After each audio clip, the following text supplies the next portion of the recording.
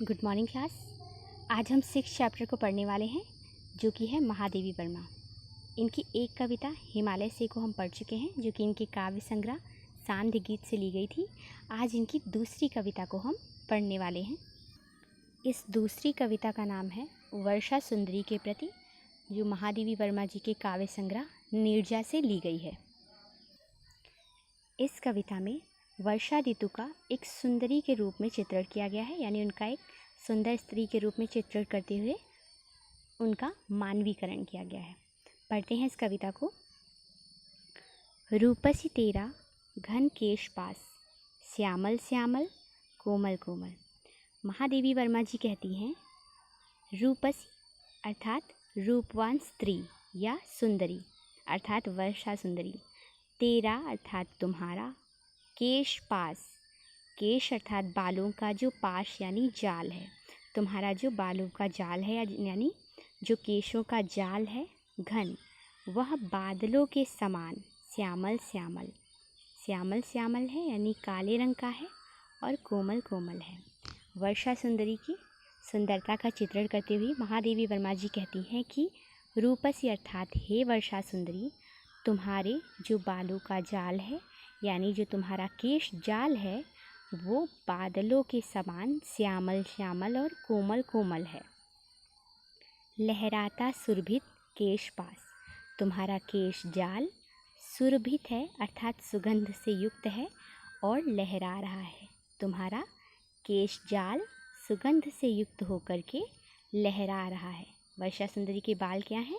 बादल हैं। वो बादल जैसे नहीं हैं बल्कि वो बादल ही हैं, लेकिन चूँकि यहाँ पे चित्रण किया जा रहा है सुंदरी के रूप में तो उन्हें बादल जैसा बोल दिया गया। नभ गंगा की रजत धार में धो आई क्या इन्हें रात।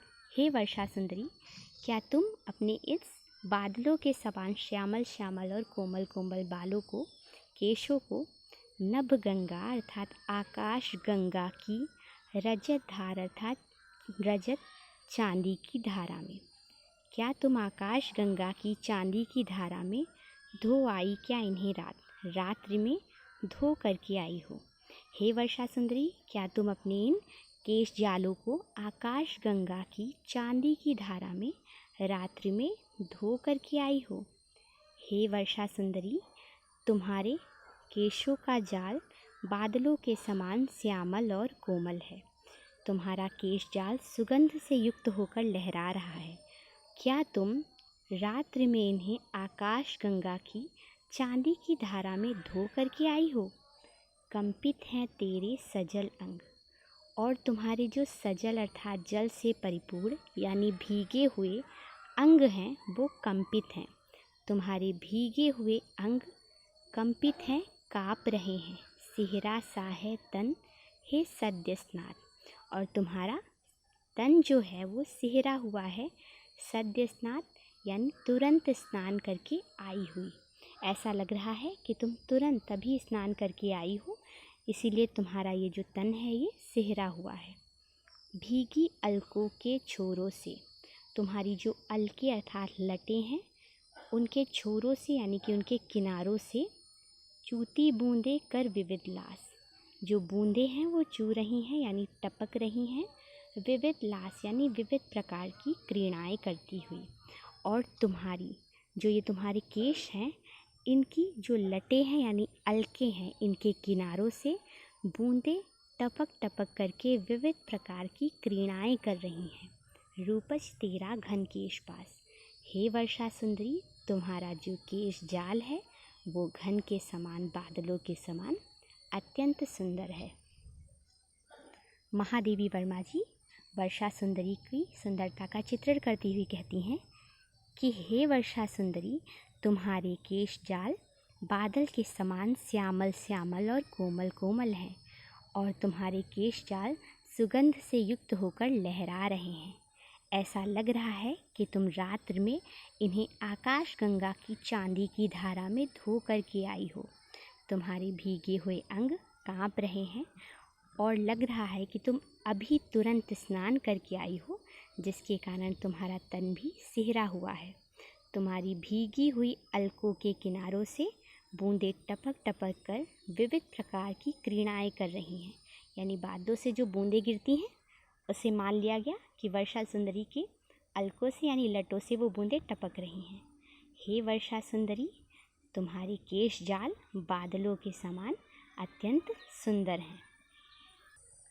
आगे वर्षा सुंदरी के श्रृंगार का, उनकी सुंदरता का वर्णन करते हुए महादेवी वर्मा जी कहती हैं, सौरभ भीना झीना गीला लिपटा मृदु अंजन साधुकूल। सौरभ भीना, भीना अर्थात भीनी भीनी, सौरभ यानी सुगंध से युक्त, भीनी भीनी धीमी धीमी सुगंध से युक्त, झीना अर्थात अत्यंत बारीक और गीला, लिपटा मृदु अर्थात कोमल, अंजन सा यानी काजल के जैसा काला, दुकूल अर्थात रेशमी वस्त्र। हे वर्षा सुंदरी, तुमने भीनी भीनी सुगंध से युक्त, बारीक, गीला, कोमल और काजल के समान काला रेशमी वस्त्र ओढ़ रखा है, लिपटा रखा है, धारण किया हुआ है। हे वर्षा सुंदरी, तुमने सुगंध से युक्त, भीनी भीनी सुगंध से युक्त, बारीक, गीला, कोमल और काजल के जैसा काला रेशमी वस्त्र ओढ़ रखा है। वो रेशमी वस्त्र क्या है? बादल है। चल अंचल से झरझर झरते पथ में जुगनू के स्वर्ण फूल।